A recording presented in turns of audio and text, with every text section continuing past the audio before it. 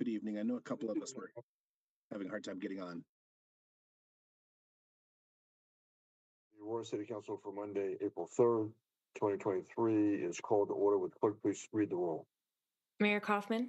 Here. Councilmember Bergen. Here. Councilmember Coombs.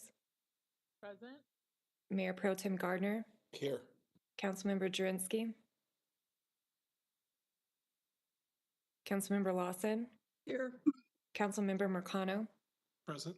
Councilmember Medina. Councilmember Murillo. Present. Councilmember Sundberg. Here. And Councilmember Zvonik.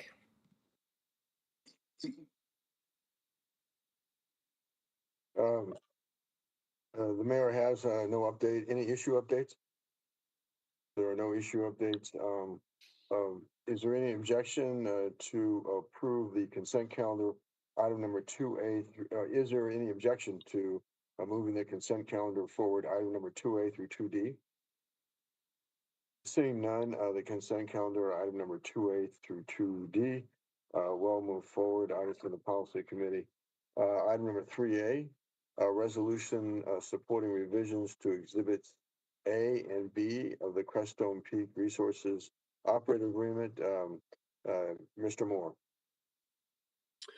Thank you very much. Good evening, Mayor and council members. Pleased to be here this evening. Let me share my slides and we will get started.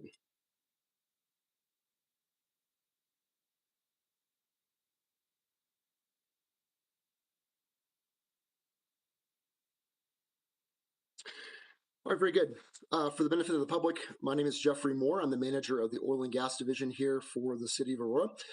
We'll give a brief introduction, a couple of slides here on this topic, and then I will turn it over to staff from Crestone Peak Resources or Civitas Resources to make a presentation as well. The topic tonight is revisions of Exhibits A and B of the Crestone Peak Resources Operator Agreement. Exhibits A and B are the wells, list of wells and the maps associated with the operator agreement. The operator agreement allows revisions to the wells and well sites after a public hearing at City Council. There was a previous revision to this operator Exhibits A and B in January of 2021.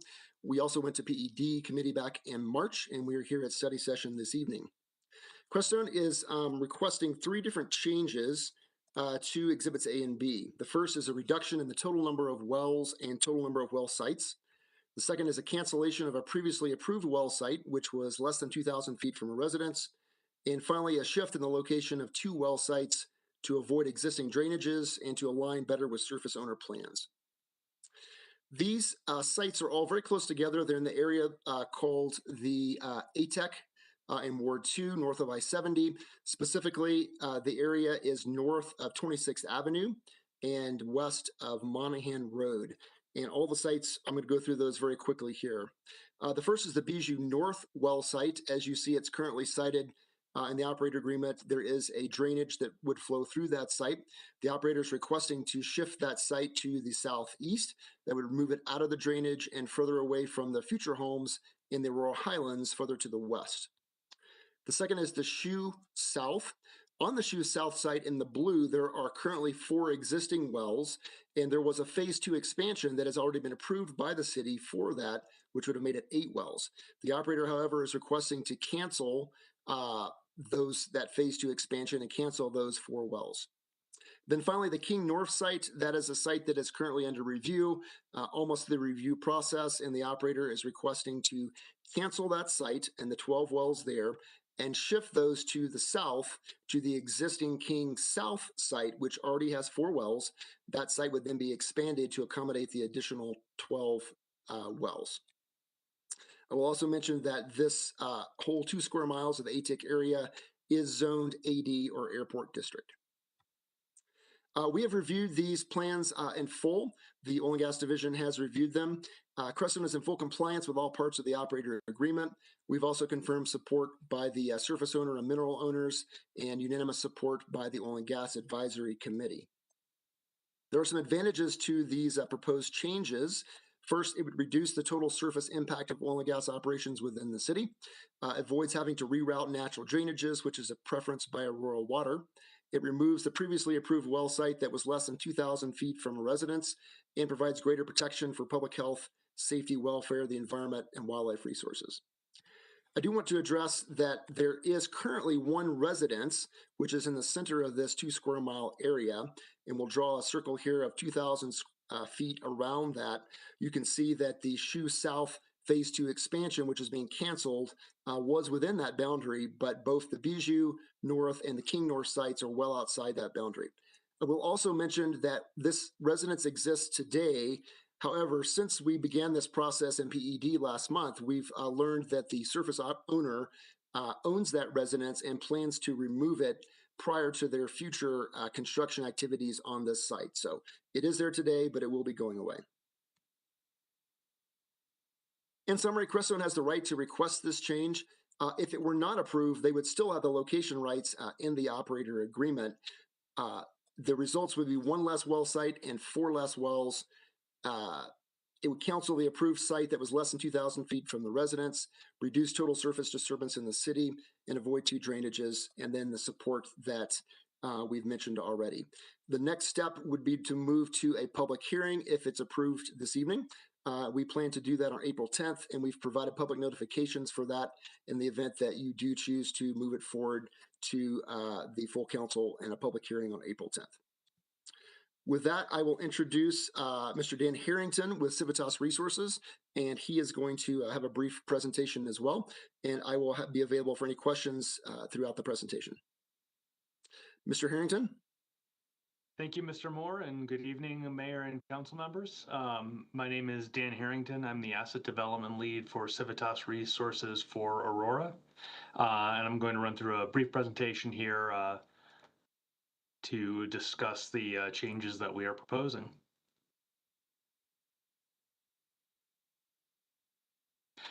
There's going to be a fair bit of overlap with Mr. Moore's presentation, but I'll keep it brief. We're seeking to modify Exhibit E of the Aurora Crestone Operator Agreement covering 4 locations, chiefly in response to feedback from the surface owner, Aurora Highlands. We'd like to move the Bijou North site approximately 1/3 of a mile. We'd like to remove the King North site and its 12 wells and instead drill those 12 wells as a Phase 2 of the existing 4-well King South location. And we'd like to remove King South Phase 2 and its 4 wells entirely from the operator agreement. These modifications to Exhibit B of the operator agreement will not result in any impact to contractual language in the operator agreement. It will be constrained to the locations of the well sites. And the net effect on the operator agreement plan development is going to be 1 fewer well site and 4 fewer wells. And the changes to Bijou and King will reflect the surface owner's preferences around siting and timing, and will increase their available area for surface and residential development. And it will also avoid a mile-high flood district designated stream, Second Creek, which overlaps the previous Bijou North location.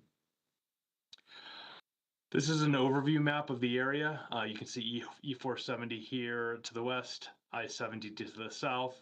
ATEX surface area is constrained to sections 21 and 28, and you can see the proposed new Bijou North site and the proposed King South expansion here as red stars. The following slides will show essentially the page we're proposing to put into Exhibit B, with changes highlighted in yellow here. So Bijou North is simply, the request is to move it 1,800 feet to the south and the east. The planned well count of 12 will not change. And the main justification here is shown in the lower right. The original site sat right over Second Creek. By moving this out, we will avoid having to mitigate that floodway drainage through a diversion channel. Mile High Flood District did have a problem with the original siting. This also will allow more space for residential development in the section to the west in the Aurora Highlands area. King North, we're intending to eliminate, and we would shift the DA southward and build it as an expansion onto King South Phase 1. The net well count here would be neutral. We'd go from a 4 well pad and a 12 well pad to a single 16 well pad. And you can see that King North would be removed entirely from the operator agreement. The driver here, the original OA Exhibit P pad siting impacted ATEC's planned surface development in the area. They requested we move it south to consolidate onto King South. That new consolidated pad is more efficient. It will use less land. We'll have a single facility and a single pipeline connect there. And finally, Shoe South Phase 2. This is the pad that's within 2,000 feet of the residence to the south and the west. It already exists and has been drilled for 4 wells, and we will forgo Phase 2 and the 4 wells associated with that. That's really all I had tonight. Thank you for your time.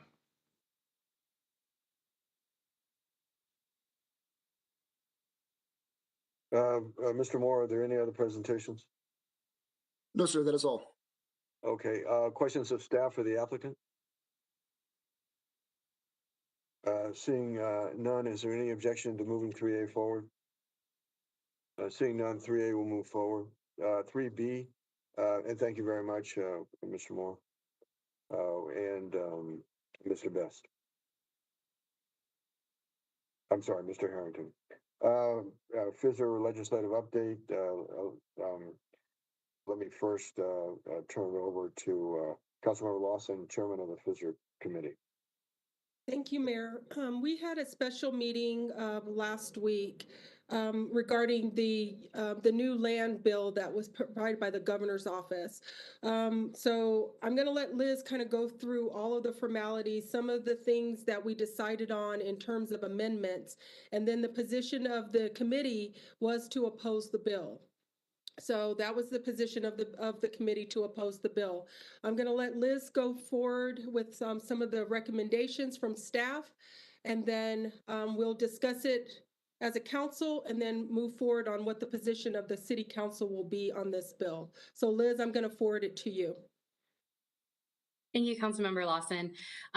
So just to recap the March 24th meeting as well, so included in the backup are all of the positions and documentation from the FSIR committee. Positions on other bills taken include actively support on House Bill 23-1232, Senate Bill 23-183, and an actively opposed position on House Bill 23-1233. On the Senate Bill 23-213 land use legislation, the committee took an oppose if asked and has also allowed staff discretion to seek amendments to the legislation. Okay, so two things. Number one, I just really think that we should actively oppose this, but I also think that we could put a compromise for. I think actively oppose gives more leverage, and I also think that we should seek a compromise that says those local governments, municipalities who have opted in to Amendment 123, which will require year after year increases in affordable housing that will in fact drive density, which are both the objectives of the governor's proposal that's in this Senate bill. That that be a compromise or an amendment that is advocated for in the General Assembly. A discussion on those positions or any other issue. Mayor. Yes, Councilmember Gardner. Mayor Pro Tem Gardner. Yeah, I agree. I think we should take an active opposed position on 213. Frankly, it is a direct assault on our land use authority as a city council in Aurora. And, I don't really see any amendments getting it to a place where that is not the case. And so, simply because of that, I would be I would support being an active opposed position. Mayor. I'm sorry. Jurinsky. Jurinsky. Yeah, thank you. I am a member of the FISR committee, and I had originally offered an active oppose position to this bill. I kind of, caved to that, just so that we could have a majority vote to get it out of committee. But I am very much supportive of an active oppose position for this. Is there any, let me ask you, Mayor. Councilmember Bergen. Yes, I also think we need to take an active oppose. Didn't CML take an active oppose? I mean, this is a taking of local control. And if this were to pass, we basically are telling our residents that your property rights don't mean anything, that the state government is going to be able to tell us what to do with our local control. So I'm definitely active oppose. Okay. Liz, have there been any votes on this yet? Has it gone to a committee? No, there is a committee hearing on it on April 6th. Okay, Councilmember Lawson. Yeah, I mean, I agree with the opposed position. However, I do agree with the staff discretion because this bill is going to go through. So I believe that we should try to see whatever amendments we can do to maybe even try to, compromise in some way. So I know I'm going to probably be outvoted, but I do think that it should be some discretion with our staff to try to see if there's some of these amendments that we have proposed at the Pfizer committee and maybe even the mayor, to see if we can maybe get something in the bill that we could maybe live with. This bill will go through. And I just believe that. So I'm for the active position, but I guess I'm not for not just doing anything. So I'm with the discretion of the staff to continue with negotiating with amendments. Councilmember McConnell. Thank you, sir. I also attended the FISR committee, and thank you, Councilmember Lawson, for allowing me to chime in during that committee. I also want to support taking a amend position as opposed to an active oppose. I agree with Councilmember Lawson and staff that this is likely going to happen one way or another. I would rather us have a voice at that table and be working in collaboration with our legislature as opposed to at odds. Frankly, I feel like this bill is not about us. A lot of what is laid out in it, we're already doing, either actively or staff is currently working on as they revise our UDO. So I think that we're going to be more or less in harmony with what is proposed there. I definitely do think that there are some amendments that are needed, certainly around preserving affordability for existing residents and businesses, as I did mention during FISR. Maybe taking some of the density requirements out, the location of the density requirements, especially along our urban fringe, into consideration because we don't have well-built out transportation networks out east. So requiring some of those areas to be denser than we currently have transportation service for, I don't think is a wise thing to do. But this is likely going to make it through. So I really do think it would benefit the city of Aurora. Again, as I mentioned, we're already in a good spot, I feel, from my reading of the bill, to take an amend position so that we can work on getting some of those things changed to benefit us. Because as it stands, y'all, like we have a lot of housing being built in the city. If I'm not mistaken, we were number 1 or number 2 last year in housing starts in the state. But we're having to carry the lion's share of a lot of that because some of our neighboring jurisdictions are not allowing more housing to be built because they have very restrictive land use code. So we're having to basically shoulder that burden, and I don't think that's right. So this bill isn't about us. I think we're actually, being good actors and making some wise decisions about how we're utilizing our land, especially with water considerations going into the future. So I would strongly recommend that we just take an amend position and work with our local delegation with Rep. Judah, who represents Aurora, to make the changes that I think would make this better for all of us in the end. Mayor? Groups typically in the General Assembly do both. They actively oppose, but then they'll offer amendments. And if amendments get on, they'll shift their position. I mean, that's a very common tactic in the Colorado General Assembly, so I'm not sure why we can't do both. Mayor? Can anybody tell me? I think I'm the only one that's been a state legislator. Maybe somebody could tell me why we can't do both. Mayor? I'm sorry, who's this? Bergen? Councilmember Bergen. I mean, I understand that we're doing some of the things ourselves. That should be our choice. That's our right as local government. And I think, this slippery slope that the state would preempt any kind of local control. My question is to our attorneys. Wouldn't this basically end up as an unconstitutional taking and that we would, or not we, the state would get sued? Well, it's not a taking, it's a violation of the home rule municipalities, that principle. That's the violation. And yes, I think CML has announced that that would be an outcome if this goes through unchanged. But Well, if, I wanna even encourage so everybody else- though, it wouldn't it be a taking of residents? So if the zoning is changed, let's say you're in a single family zoning, and because of the state law, your zoning gets changed, not by local government, not by city council members, but because of this law, then wouldn't residents have a right to sue? I mean, it's a, Okay, very good point. That would be a down zoning. So if you Okay. down zone property that has a financial impact to them, yes, yes. okay, thank you. They would have standing, I would think. The, I would encourage everybody to read the preamble, to read the text of the preamble of the legislation, because it's deeply offensive to local government. Essentially, it says that we don't know what we're doing. And, you know, and I think if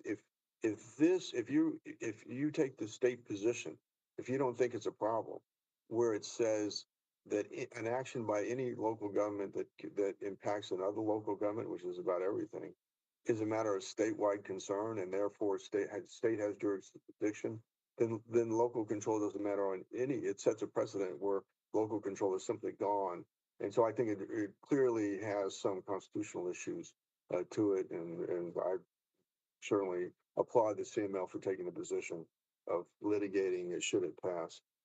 Further comments or questions? Mayor. Councilmember Coon. So I do think that taking an amend position is an approach that we can take that would be more collaborative instead of being outright adversarial. I also find it very rich for any member of the majority of this body that has put forward very disrespectful resolutions and positions to our state legislature to complain about the idea that they're somehow being offensive to us. I don't think we have a leg to stand on there. But finally, and more importantly, I do want to point out that some of the upzoning that's being talked about and that folks are saying is bad for the community, the places in Ward 5 that have the highest walk scores, the highest transit scores, are places that already have this type of zoning in place, that have adjacent to the single family zoning, townhomes, duplexes, and other multiplexes and multifamily residences.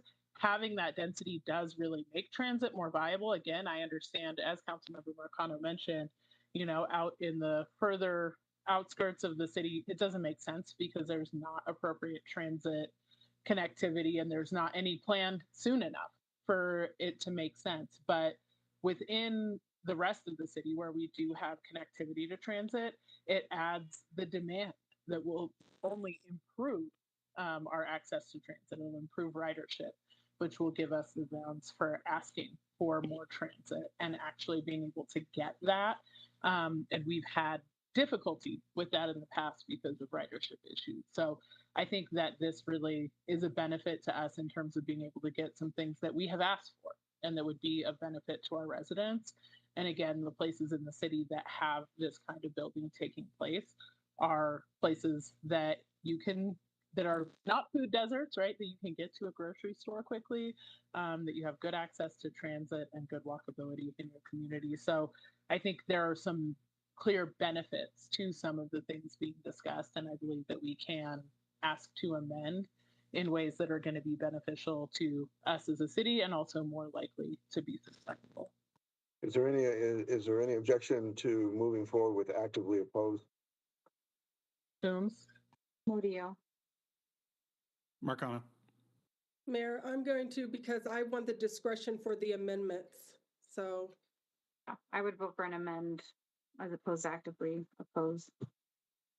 Further objection, I've got Coombs, Murillo, Marcano. Mayor, I wanted to, well, mine might be a little different. I want to be what the staff was to oppose, but I want to have the discretion for staff to go and seek some of these amendments. So am I in the amendment position, I guess? Well, I tell you what, so first I'm gonna go for whether you're actively opposed, and then because you can do both. You can actively oppose a bill and you can offer amendments. I mean, they're not. Understood, but We'll do that as a second question. So the first question is active opposition, and the second question will be, do we give staff some flexibility to offer amendments? So further objection to being able to take actively opposed.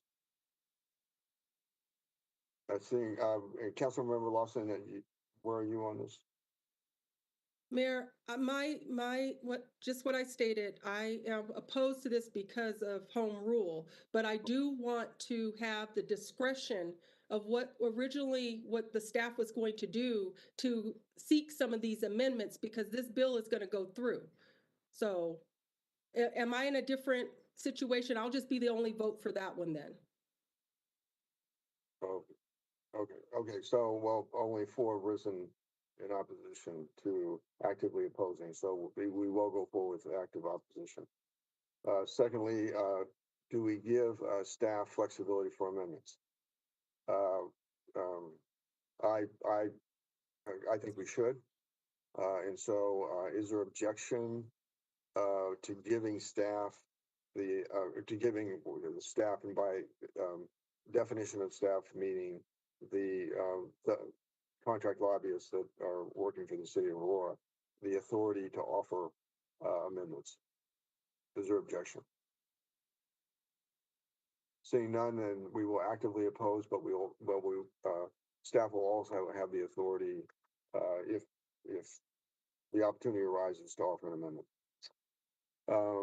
Is there further discussion on 3B? Seeing none, item number 3C, intergovernmental agreement for voter service polling centers, VSPC, and ballot drop box locations. Katie Rodriguez. Hi, Mayor and council members. This is Katie Rodriguez, City Clerk. So this is for an IGA with Arapahoe County for the 2023 and 2024 elections. This gives them the use of certain city-owned facilities to operate their VSPC locations and Dropbox locations. And if you'll remember, back in 2022, we amended the original agreement to add 3 new vote centers, and those are included in this agreement as well. Questions of staff? Mayor. Councilmember Connell. Thank you, sir. And thank you, Katie. So I just have maybe a technical question here on page 3, item 3. It says that paragraph 3 of the amendment and it shows a schedule that is amended as follows. And then it shows that only MLK Library is going to have a VSPC for 2023. Am I just not reading this correctly? It's the only one with an X. Nope, you are reading that correctly. It looks like they only need to use that one facility for 2023 and 2024 until they get to the 2024 general. And that's when they use the majority of our VSPC locations. Okay, so how many VSPCs are we going to have in total for 2023? That's the only one? That's the only city-owned facility that they would like to use. So Arapahoe County, Douglas County, and Adams County have multiple facilities that they're using with other jurisdictions. Okay. That's just the one that they want to use with us. That's city-owned. Okay, thank you. The questions? Seeing none, is there any objection to moving for 3C to move forward? Seeing none, 3C will move forward. Seeing no further business before the Aurora City Council. The study session is adjourned. Thanks, everybody. Thanks, Phil. Good night.